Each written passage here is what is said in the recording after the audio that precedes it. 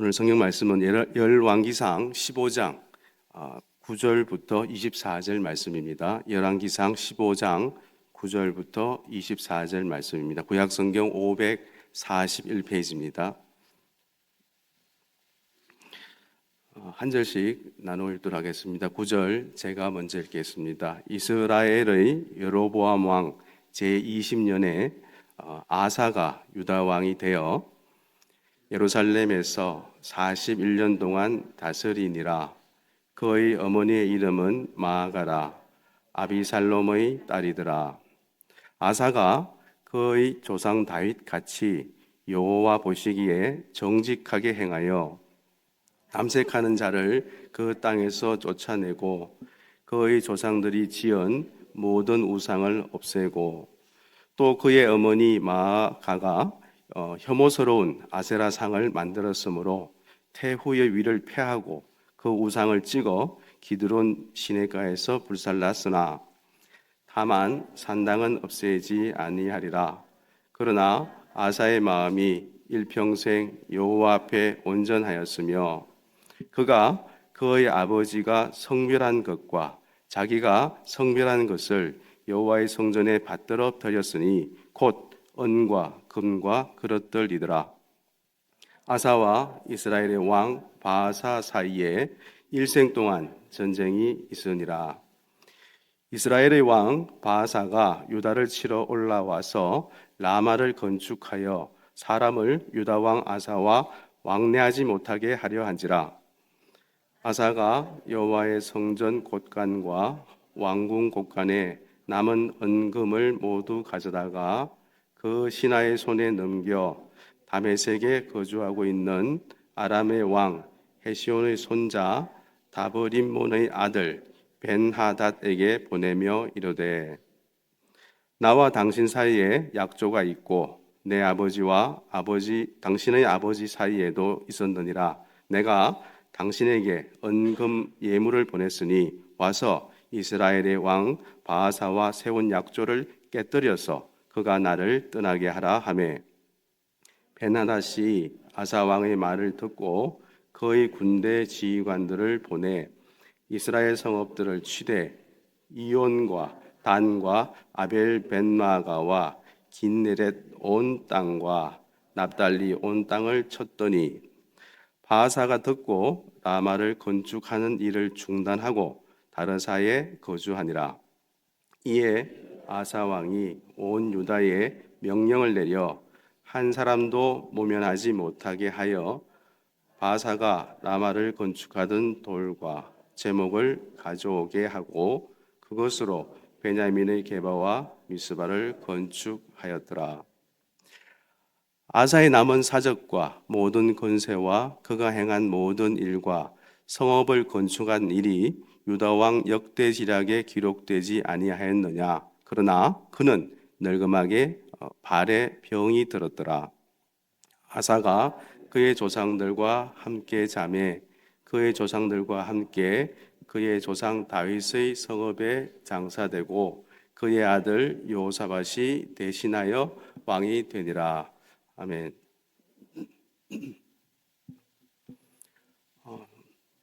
15장 말씀은 남유다 왕인 아비얌과 또 그의 아들 아사 그리고 북이스라엘 왕인 나답과 또 바아사의 그런 통치에 관한 기록입니다. 분열 왕국의 두 주역이었던 남유다의 르호보암과 또 북이스라엘의 여로보암의 죽음 이후에 두 왕국의 역사는 다음 통치자들에 의하여 개성되어 갔는데 열왕기 저자는 그 두 왕국의 역사를 기술하면서 르호보암과 또 여로보암부터 연대순으로 비교하는 그런 식의 새로운 연대기 서술 방법을 동원하고 있습니다. 남유다는 다윗의 혈통을 이어서 아비암과 아사가 연이어 통치한 반면 북이스라엘은 나답과 바아사로 정권이 교체되면서 피비린내 나는 그런 암투와 또 유혈 혁명이 시작되는 15장 말씀입니다. 본문 15장 9절부터 15절은 하나님을 의지한 아사 왕의 그런 선한 행위에 대한 말씀입니다. 자, 9절 한 번 더 읽어보겠습니다. 이스라엘의 여로보암 왕 제20년에 아사가 유다 왕이 되어 예루살렘에서 41년 동안 다스리니라. 그의 어머니의 이름은 마아가라 아비살롬의 딸이더라.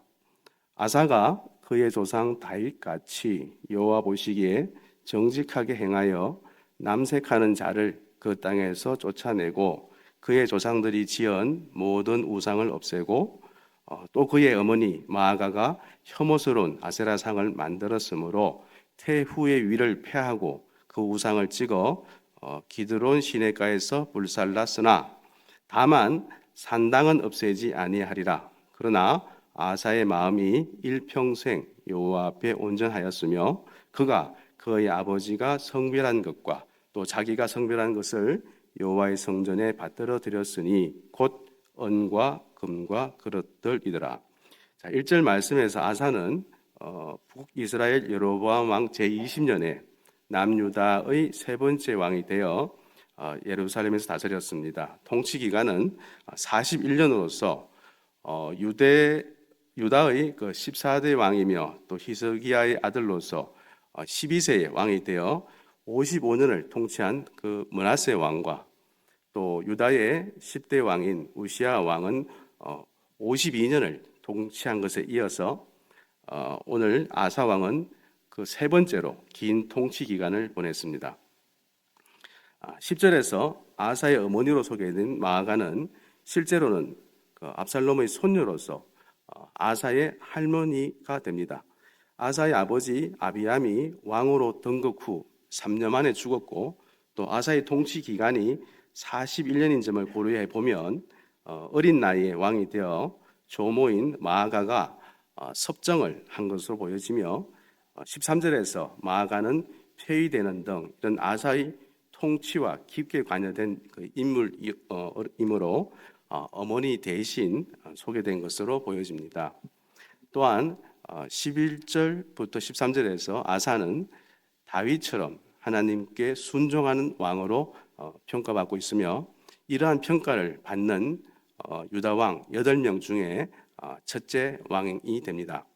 그리고 왕자에 오른 지 15년간의 그런 신앙개혁 운동을 소개함으로써 12절, 13절에서는 그 평가의 근거를 제공하는 동시에 우상 숭배 건절과 또 하나님을 향한 그런 순종이 여호와의 눈에 정직한 일임이라고 11절에서 말씀하고 있습니다. 이런 신앙개혁이 있기까지, 즉 종교개혁이 있기까지 하나님의 큰 섭리가 있었는데 이렇게 개혁은 전쟁에서의 승리, 또 선지자를 통한 하나님의 격려, 또 북쪽 백성의 유입 등 군사, 또 신앙, 사회 면에서 그런 고무된 상황 속에서 아사와 백성이 하나님의 언약을 갱신하면서 일어났습니다. 첫 번째 신앙개혁으로는 아사 왕은 남색하는 자를 유다 땅에서 쫓아냅니다. 남색하는 자는 가나안 족속이 섬기는 그 우상 신전에서 그 예배 의식을 따라 매음하던 자들인데 아마도 그 다산 숭배와 관련하여 나타난 것으로 추측됩니다. 그런데 이러한 신전의 창기들이 14장 24절에서는 로보암 왕 당시 그 유다에도 존재했으며 또 약 300년 후인 요시야 왕 때에도 이들이 여호와의 성전에도 있었던 만큼 아사 왕이 이들을 쫓아낸 것은 그런 큰 성과였음을 나중에 이후에 나오는 23장 7절에서도 말씀하고 있습니다.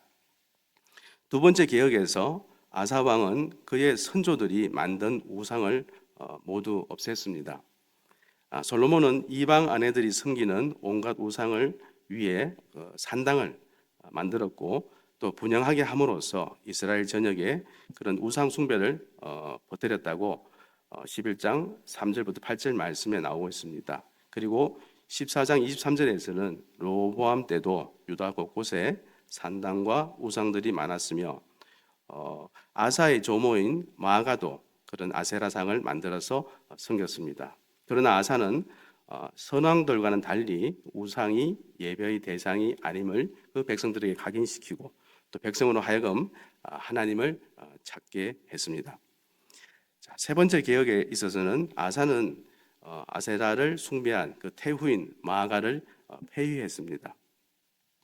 친조모를 처벌할 만큼 그런 아사의 신앙 개혁 의지가 단호함을 확인했는데 이 당시에는 아사가 장성했으므로 태후의 그런 정치, 종교적 세력을 끄끄려는 그런 목적이 있었을 것으로 보여지며 이런 아사는 태후의 만든 우상을 잘라 기드론 시내가에서 불태워버렸습니다.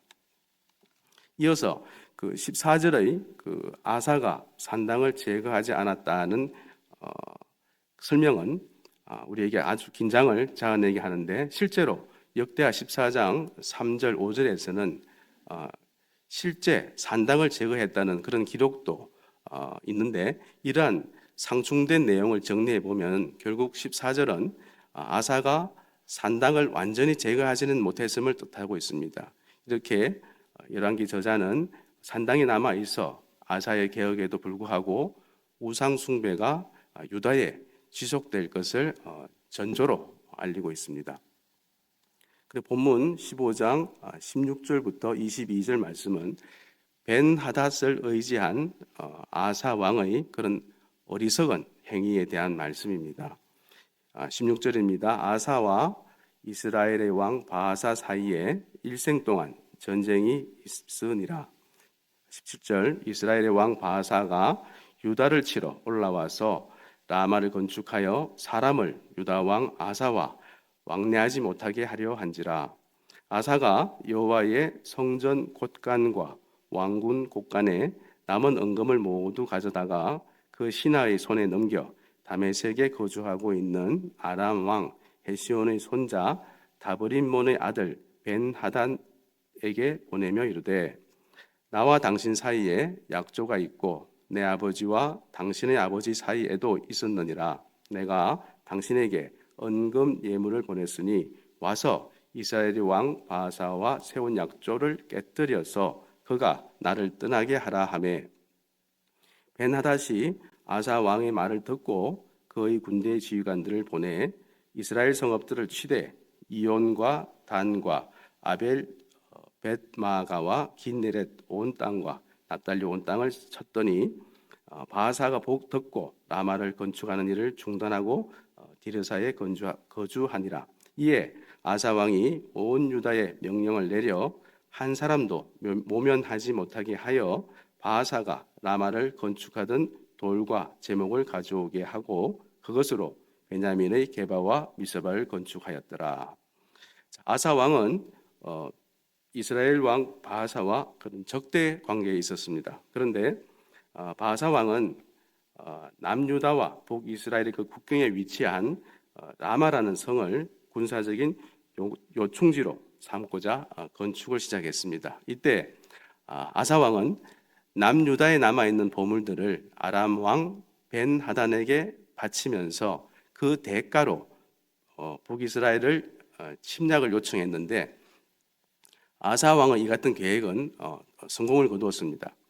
아람 왕 벤하닷은 바하사 왕과 맺었던 그 약조들을 깨고 또 북이스라엘을 공격하여 몇 개의 성읍들을 탈취하므로 어쩔 수 없이 바하사는 라마 성의 건축을 포기하고 수도인 디르사로 퇴각하게 되었습니다.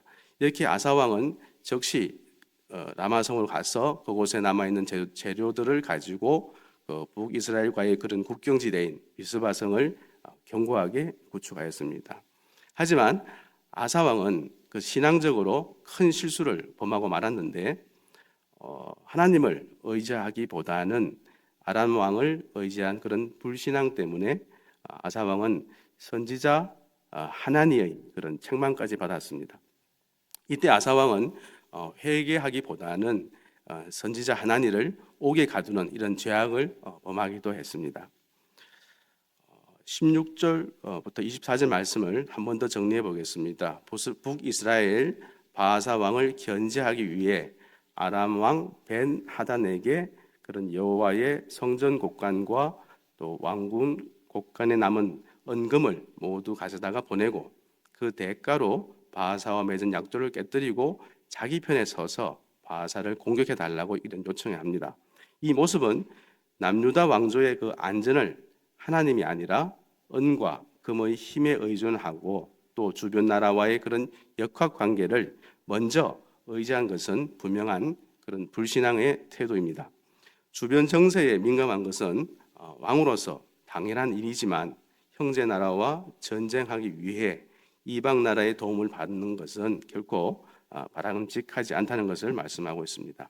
자, 본문 마지막 15장 23절 24절은 아사의 죽음과 또 통치에 대한 종교부에 대한 말씀입니다. 23절 아사의 남은 사적과 또 모든 권세와 그가 행한 모든 일과 성읍을 건축한 일이 유다 왕 역대지략에 기록되지 아니하였느냐. 그러나 그는 늘 늙음하게 발에 병이 들었더라. 아사가 그의 조상들과 함께 그의 조상들과 함께 그의 조상 다윗의 성읍에 장사되고 그의 아들 여호사밧이 대신하여 왕이 되니라. 아사는 노년에 발에 병이 들어 죽었고 또 여호사밧이 왕위에 올랐습니다. 1왕기에서는 아사의 병만 언급했으나 역대기에 따르면 그가 병들었음에도 여전히 하나님을 찾지 않고 병을 고치기 위해 의원들을 찾았다고 지적하고 있습니다. 이처럼 아사 왕의 삶은 이처럼 순종에서 불순종으로 끝이 났습니다. 말씀을 정리하겠습니다. 남유다의 그 아사 왕은 앞서 왕이었던 그 르호보암이나 또 아비암과는 다르게 하나님께 헌신했던 왕이었습니다. 아사 왕은 여호와 보시기에 정직하게 행하여 마음이 일평생 여호와 앞에 온전하였다고 말합니다. 특히 그는 유다 땅에 팽배했던 그런 우상 숭배를 없애는 그런 종교 개혁을 시행했습니다. 아사 왕이 판단했을 때 유다의 가장 큰 문제는 종교적인 타락과 또 우상 숭배에 있다고 판단한 것인데 정확한 판단이었습니다. 이러한 이유로 아사 왕은 41년이라는 그런 긴 시간 동안 유다를 통치할 수 있었던 것이며 아사 왕은 그런 현실의 문제를 바르게 파악하고 또 이것을 고치려고 했습니다. 이렇게 오늘날 우리가 살아가는 사회도 당시 유다와 같이 사회 곳곳에서 많은 문제가 벌어지고 있습니다. 특히 쾌락 중심의 문화는 우리의 가치관을 파고들고 있는데 현대인들은 육체적인 쾌락뿐만 아니라 정신적인 그런 쾌락을 쫓아 살아가고 있습니다. 그 결과 희생과 같은 그런 가치는 점점 사라지고 있습니다. 또한 아사왕은 그런 유다의 문제를 올바르게 파악하고 종교개혁을 단행했지만 그 또한 치명적인 잘못을 저지르고 말았습니다. 아사왕은 우상숭배를 없애려고 했지만 정작 우상숭배의 그런 핵심 장소인 산당을 없애지는 않았습니다.